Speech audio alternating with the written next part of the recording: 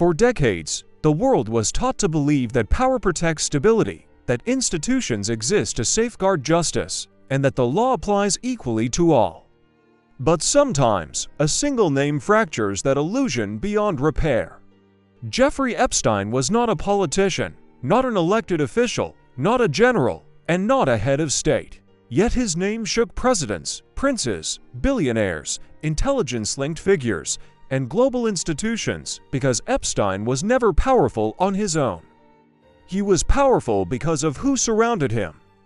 Private jets, private islands, and private meetings hidden behind philanthropy, finance, and silence formed an invisible ecosystem where rules dissolved and accountability never entered the room. The official record claims Epstein was a disgraced financier who abused minors, was arrested, and then took his own life in a high-security prison. But history rarely ends where official reports claim it does.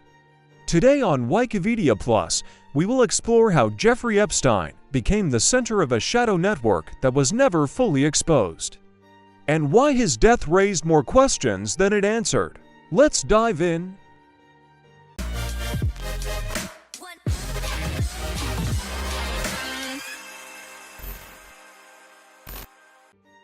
Epstein's rise was never transparent.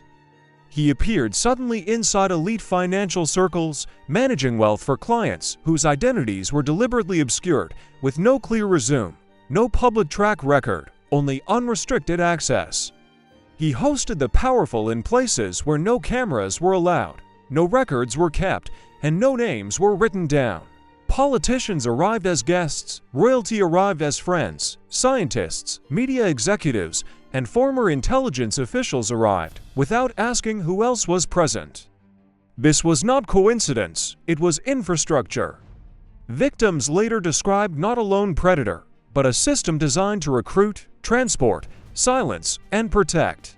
A system that could only function through institutional blindness or institutional consent. When Epstein was first charged years before his final arrest, the outcome was shocking: a lenient deal, minimal consequences, and no serious investigation into associates.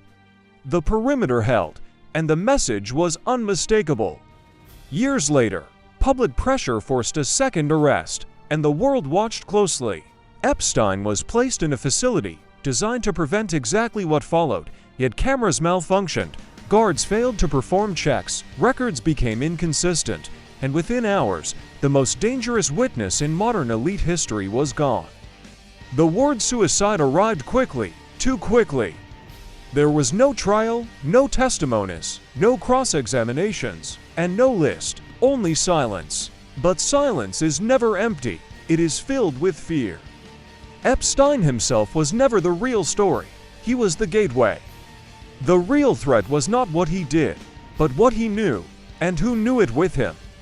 Files vanished, evidence stalled, investigations fragmented, and attention was redirected until accountability was replaced by fatigue. Yet the internet does not forget, and neither do the victims. Each resurfacing document and every unsealed name revives the same unanswered question: how many people walked free because one man never spoke? This case exposed something far more disturbing than individual crimes. It revealed a hierarchy of justice where power determines consequence, where some names are too important to be spoken aloud. Jeffrey Epstein did not break the system. He revealed it, and that is why his case never truly ends.